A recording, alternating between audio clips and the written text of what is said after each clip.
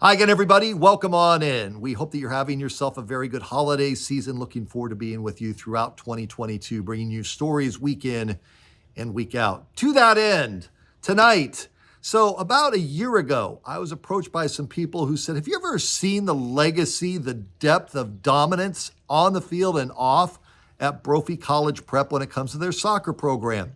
And I've seen some from afar, but I never really dove down into it. So we started to peel back the onion. Brandy Aguilar, the executive producer of the piece you're about to see, and Sean McKeskey found not 10, not 20, but 30 people to talk to at great length, at great depths about the dominance on the field and off at Brophy College Prep on the soccer pitch.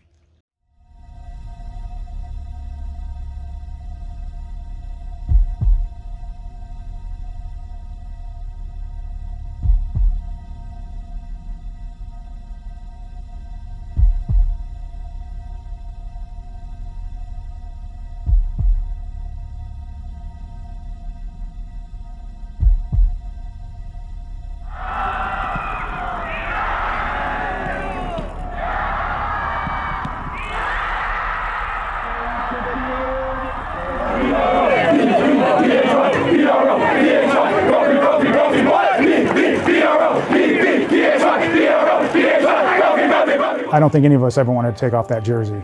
You'd do anything to put it back on. You know, you'd been in the program for 4 years. You'd been through all the ups and downs and, you know, seen other guys get injured, or you were in the trainer's room, or, you know, whether it be the good times, the bus trips and the tough matches and meeting up with the hard plays, so supporting each other. That 90 season was special. The best experience, and you're going to hear this over and over again from anyone from 90 to 92 or even 93, was the Kofa game my junior year. You know, playing against the defending state champion, just an unbelievable experience, going to 11 kickers. And I remember the fans, there was maybe 50 or 60 fans at the start of the game, and then by the end of the game there was like 200. I mean, the place was packed. I think back a little bit and think, you know, not 1 minute, not 1 second did I entertain or think that what we were doing or what we were trying to achieve would lead to or sort of be the seed for what has happened today. We represented the first star on the jersey.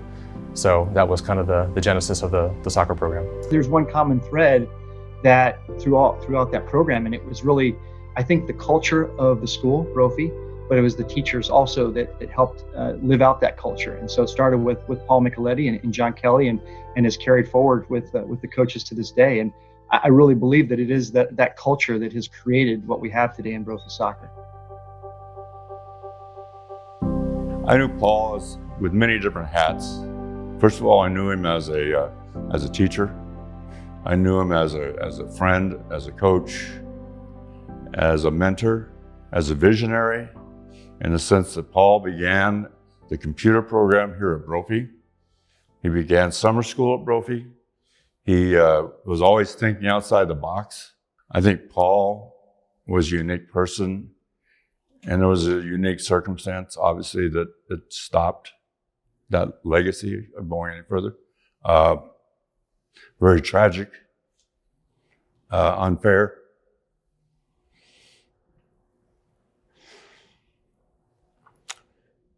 It just seemed like, why? It wasn't time. So I'm sorry if I get emotional. Paul cared so much about them.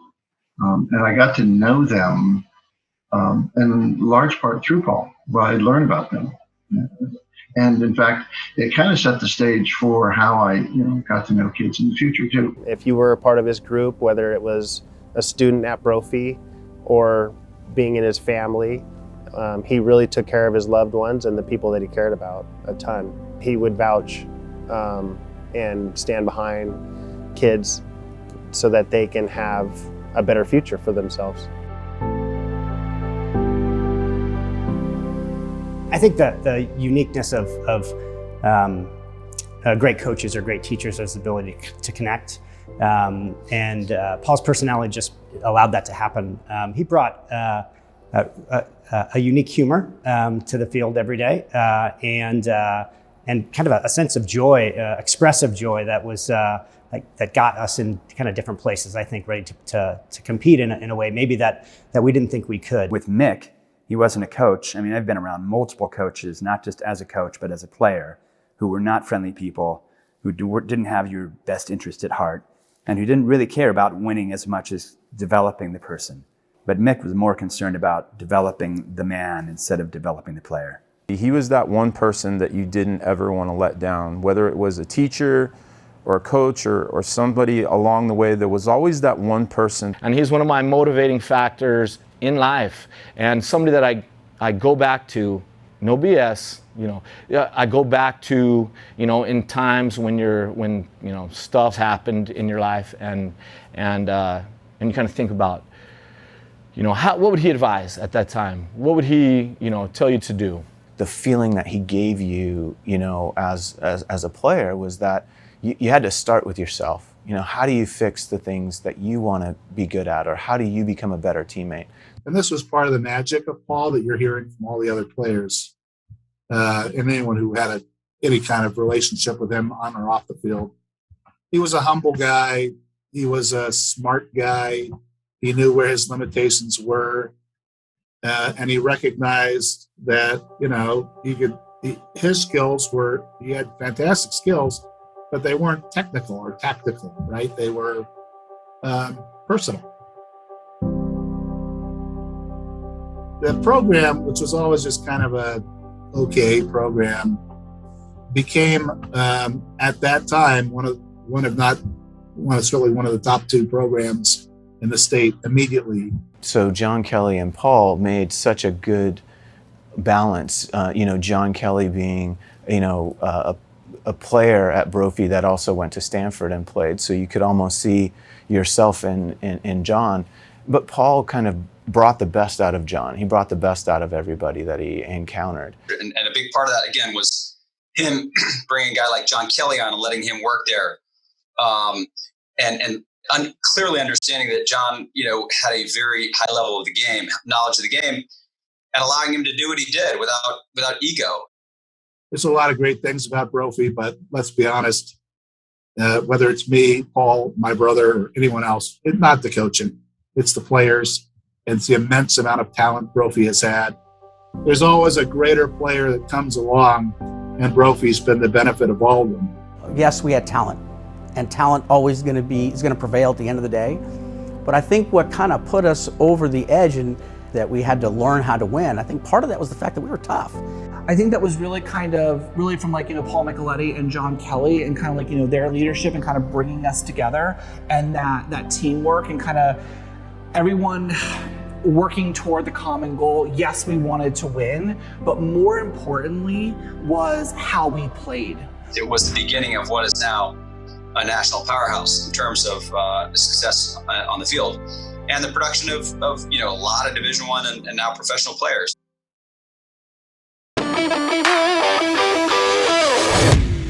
I had a vision to expose our program to not just to be in Arizona and face Arizona competition, and that was because I was very heavily involved with club soccer and traveling with Olympic development, being regional staff, and doing all sorts of different things with U.S. coaching. And so I said, I want to take the Brophy program to California, and I want to try to hype the program and get people excited about the program and grow the program and take it to another level. As such, Brophy's program and Brophy's physical infrastructure grew as we did as a program. So instead of playing on the old Loyola field out here where we would trudge through the sand and mud at whatever, on a daily basis, we now have this incredible facility. We have this amazing field now, and it's a nationally recognized program as such. I just wanted to be as good a coach as Mark, really. But also, Mark, I think, changed the program into a sort of a modern program. Because at the time we were really fighting with students wanting to play club, and I think he helped make some moves for the program that made us more appealing to those players. So I think our soccer program has done a really, really good job over the years of taking kids from a variety all over the valley, all kinds of different living circumstances, different club experience, bring them together and say, you know, you're part of this team and you're going to cooperate and build each other up and be successful doing it. I think what Mark did well was to make sure that egos were constantly pushed to the side so that the team just excelled much better. Oftentimes we coaches would get out there and train with them, and if we're asking it of ourselves, you can't complain that we're asking it of you. The program experienced some transformations through the years, and it was really exciting to be there at a time where the program was performing very highly and competing for state championships. And a lot of that is good fortune, but also a lot of that is due to the amazing coaching staff and the amazing foundations that some of the previous alumni had set. And this was the important thing about Brophy. None of them were like training me to be a professional soccer player or anything, but they did, give me the space to, develop and explore other sides of myself as a soccer player. I thought the most important job was the game, but it really wasn't. It was everything else that the kids got. That's what do for a team. And that's what I see is Brophy soccer. I mean, it can be a bus rides from Yuma or, anything like that. This place has the ability to take yourself in so many different directions other than athletics. In the religious sense, in the service of others. I mean, we could go on and on and on about the opportunities that exist at this place. So that's an easy sell for a great player if they want to come to a place and be great in soccer, but also be a great person. The thing that I learned, I think from Jesuit education in particular is the ability to articulate my thoughts, my beliefs, my argument, and then defend them, right? And, being able to explain yourself and have justifications for it is a tool that I have used in so many ways, on the field, off the field, as a professional in all aspects of my life, as a parent, right? As a spouse. I like being back around campus. I love seeing what's become of this campus. It looks far different now than what it looked like when we went there. There's so many more buildings, the athletic facilities, and that gives you a sense of pride as well to see the culture and the school grow in the way that it has. I think for me it was that opportunity to set a stepping stone to go on to college. Being at an inner city school, there were not many opportunities for me, but I was just very fortunate to land here at Brophy and take advantage of all the opportunities that were available. I don't believe you can get through Brophy in 4 years and be a slacker. It teaches you how to work hard, and we try to kind of emulate that here on the field. Be disciplined, be hardworking, be caring, care about your teammates, care about other people, and I think if people can take those life skills away, not just from soccer but from Brophy, they're going to be successful. I would say that Brophy is a lot about development, not only as a player but as a person. I came to this school thinking that I was going to develop as a soccer player, and I did, but I also developed as a person. No matter how talented you are as a team, if you don't like each other as individuals, you're not going to work for each other. So that's kind of, I think, kind of Brophy's winning formula when it comes to soccer.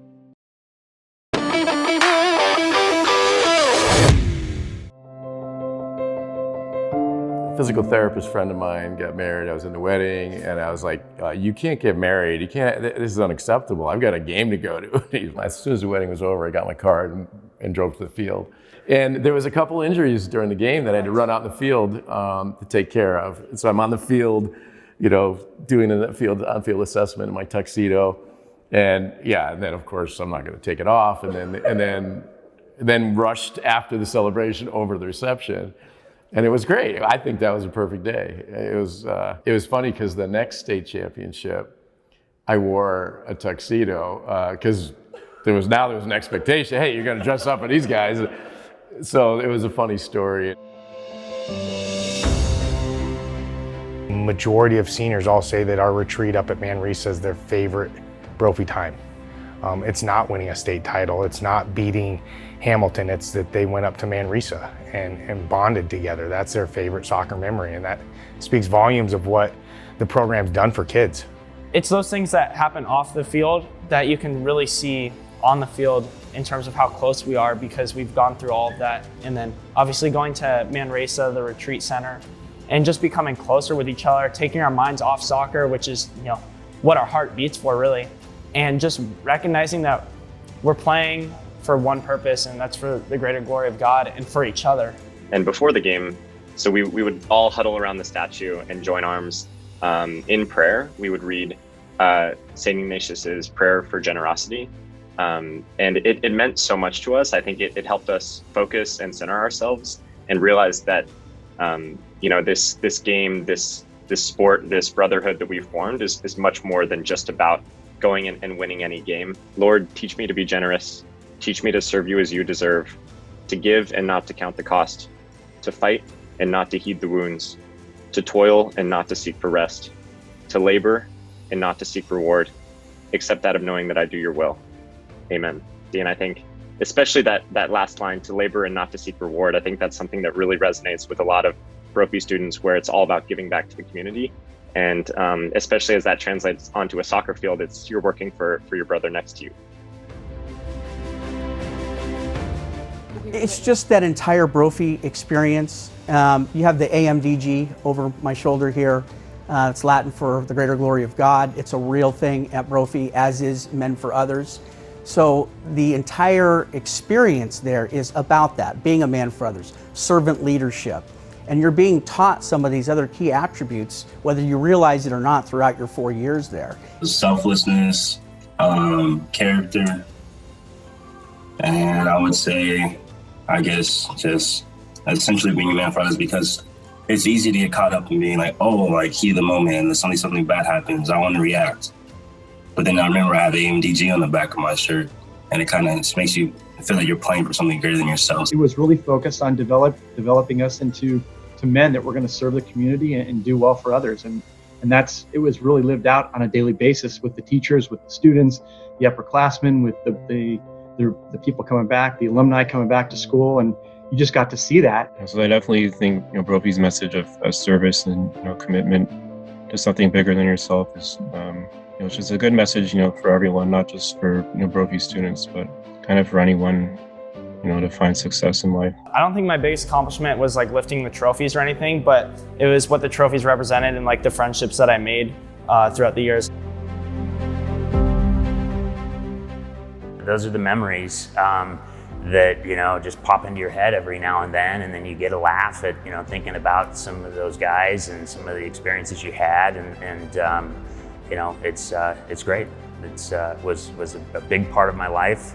And was, you know, the state championships were, you know, probably the best, you know, sports experiences of my life for sure. And it's fun to see it going on. We've been doing something great for a long time, and we want to keep this thing going. It's just, after that, you kind of realize like you're a part of something that's a lot bigger than just playing soccer every day. We're graduating kids to great colleges. We're graduating great players who are going on to have fabulous collegiate and professional and international careers.